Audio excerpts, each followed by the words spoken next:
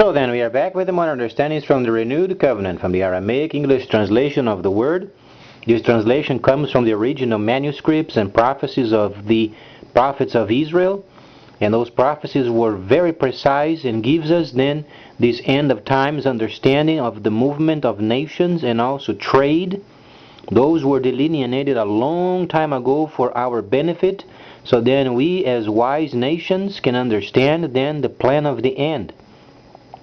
So then Yirmiyahu was a prophet, and he gave us a section of an understanding in the 61st chapter, then gives you a layer of understanding of the renewal or then the rebuilding time. Yirmiyahu then he gave the people a revelation from heaven stating then the refurbishment of the cities. Those cities are not the vicinity area of Jerusalem. Understanding from the viewpoint of the Messiah and also Moses, we have then the city of Yahweh on a desert. So then the understanding starts in a desert. Then later when they were given the promised land, there was merely a transfer of the tabernacle or the city onto the promised land. Became the city on a promised land. So then later when the Messiah came, he brought the first anointing or the presence of Yahweh, then would be found in the cities, because people would go around the world and would form then tabernacles, cities. Then the Messiah said, whatsoever Moses told you to do and observe these, do and observe. Of course he was speaking to the Hebraic people. While then the Gentiles, they would report at the gates, and then they would be further giving important revelations of what they were asking for. They would not be involved with any kind of a religious ceremony, religious deities. They simply would receive answers to their problems. So then we understand this day why Asians are so prosperous, because they did precisely what they were told to do. During the time of the Asians, when Shaliach Shaul was teaching the people, then came the first very perfect camp or city, representative of the city of Jerusalem at the time. Then the Shilishim, they went around forming holy camps, and then the cities of the pagans would come and ask questions, and they would be given directives of yet the kingdom to come, understandings of trade, relation with each other, and they began to prosper ever since. So this end of times then gives us very interesting point, because via this information then we know precisely that China is going to lead this end of time trade. But then we use for our benefit, because the time of rebuilding means they're going to be the factory of many areas of the world, and obviously the areas that are extremely in danger of war and political unrest, those they have no choice but making friendship with China, so they can receive materials to rebuild themselves, and then they can receive exchange of their natural resources for what is then required to do the rebuilding.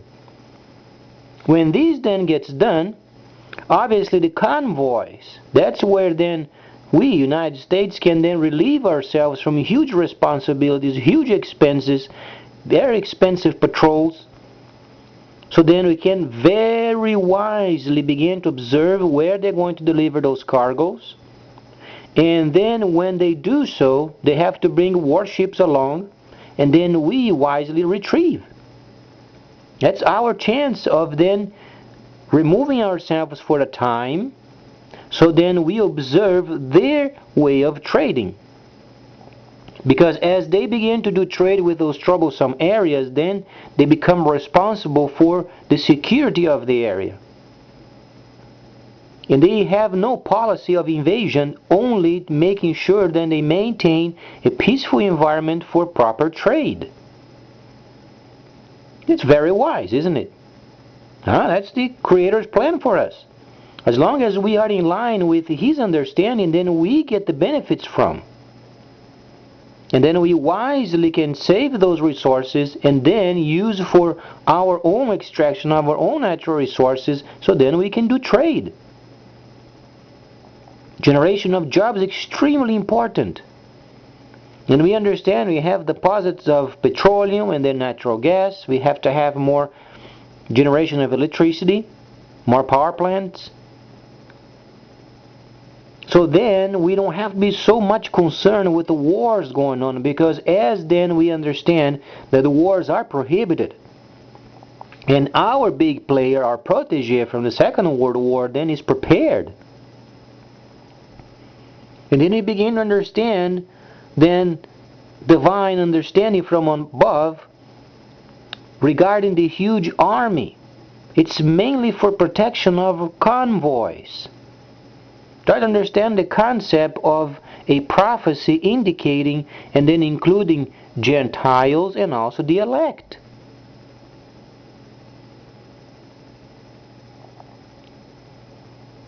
So the more they are involved with doing trade with those nations, the more military is going to be required, but only for the solely purpose of rebuilding.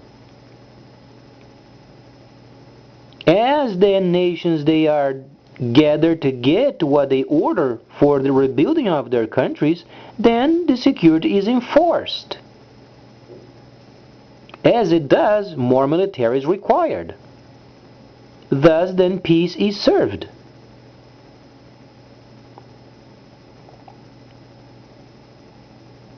So then we can cut huge costs and then we can invest in our own economy. So then very wisely we received news some time ago that the ex-president Clinton decided then to help Mr. Obama, our president, as then the main candidate, and this is extremely important. Because during the 90s, while he was the president, the nation was truly growing very largely in our economy. And we began to grow a lot. It's the perfect partnership, because then with both of them working together with the same mind, then we understand, then we have a huge potential of great influential from the outside, from an era where then we did experience then growth in our economy. And that's precisely what is required during this time, because this second term is for the solely purpose of generating jobs and taking care of our own domestic problems. Because the situation with the wars around, we understand from the divine prophecies, it's time of rebuilding. So as China then, they take their lead as they wished for a long time. And we understand, the mere understanding of it is patrols. Escorting the cargo ships and doing patrols. That's what it is. It's no longer require any more threats and then Cold War threats. That's situation of the past. Let's ask ourselves this question: what are those nations of the Middle East are going to do? Most of the people from those areas of war, they are going to the other countries, but then it's going to be a huge burden to those countries. So then when China comes in and they begin to be their partner, they are going to realize they have to return to their land and don't do any more wars.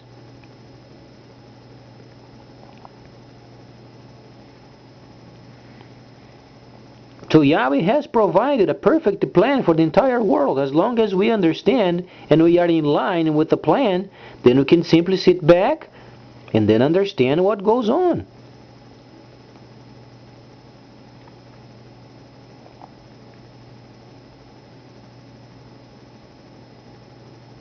So it's a very big relief, because then nations can spend their time doing their own rebuilding while then understanding the market of the future.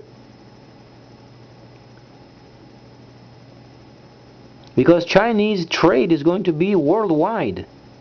And as long as we know how to invest, we have to make this understanding very clear.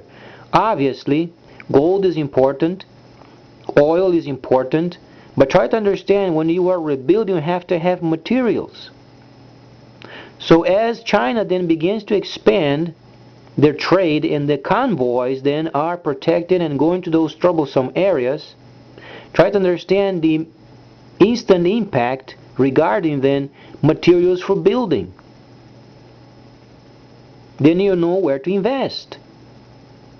Besides petroleum, energy. And as this is in fact around the world, then you know where to invest, because it's a very gradual, but for many years ahead. So the countries then in trouble, they can understand they have some natural resources related with then construction, rebuilding, so they know what to trade with, while their economies then are picking up. However, their economies can only survive if they organize themselves. So it pushes for even more peace and understanding amongst the nations.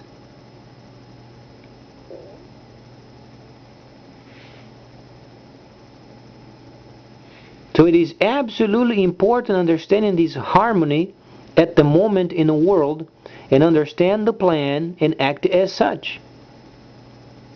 So you must vote for Obama this next election. Make sure he remains where he's at, because then he can place in practice the second part of his plan. As we understand it from any kind of a politics viewpoint, when you then start your work with a huge amount of debt, and then you have to be responsible and pay those debts, then for some time a person is stuck. But then when this area begins then to level, and then there is a huge savings coming then from China being more prominent in the world in terms of trade, and then only ensuring security. And we understand they are not going to be in charge of flows of ship, or what ship can go there and there and there. They are simply maintaining the peace. Any ship can go through at any moment, any time to do trade. So we use it for our benefit.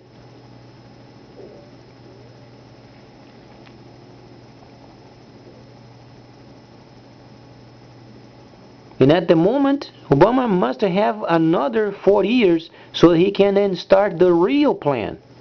The real plan then of creating jobs, stabilize the economy, and then more energy in our grid, so then we can start doing trade by the end of the next 40 years.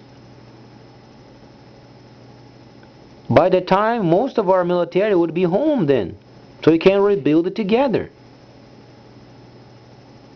Not excluded from what is going on in the world international, but then we wisely understand the factors and begin then our own cleaning up and then our own rebuilding. And this obviously then includes privatization.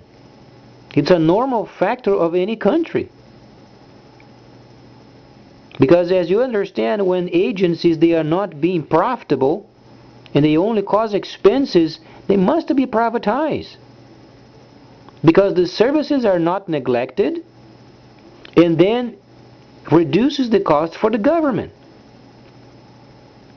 It's imperative. So many of our agencies, as long as they receive a basic protocol from the government, then they can be privatized.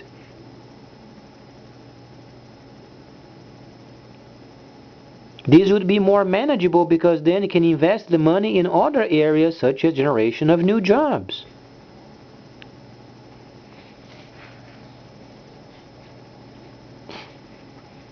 And then obviously we're going to pay our dues to our friend China, and then a steady payment, but then at the end of the next 40 years we then have a very stable, predictable economy. As we understand, South America is a huge place also of trade, where we can do our own in limited numbers obviously at first, but then at the end of the next 40 years, then we would have an economy that is predictable based upon what trade we can do.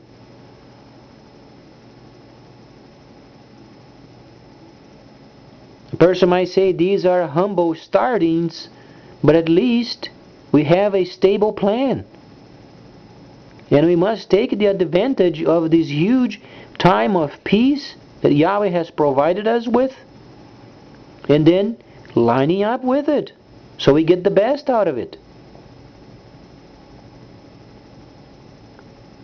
Because quite frankly, the Middle East is always war, always expenses. It never worked there in region. So we should not be imposing any kind of a policies or any kind of a dictatorship of any kind. We should do the contrary. We should be wise and let them understand the market over there in the Middle East, and then protect the waters, protect the airspace per such, so they can circulate more materials around the area.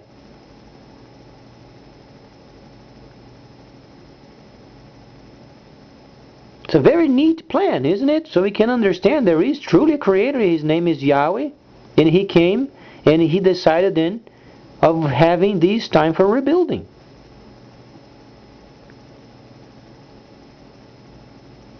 And then understanding the situation regarding Africa, there is a very precise portion of the prophecy related with them.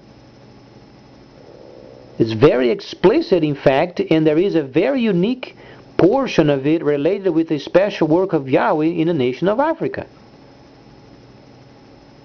There is a reason for it. But then later I'm going to explain what this is and how it should be then developed. But we understand there is a section of it related then with tabernacling, and it is divine. Please stay tuned, much more coming up.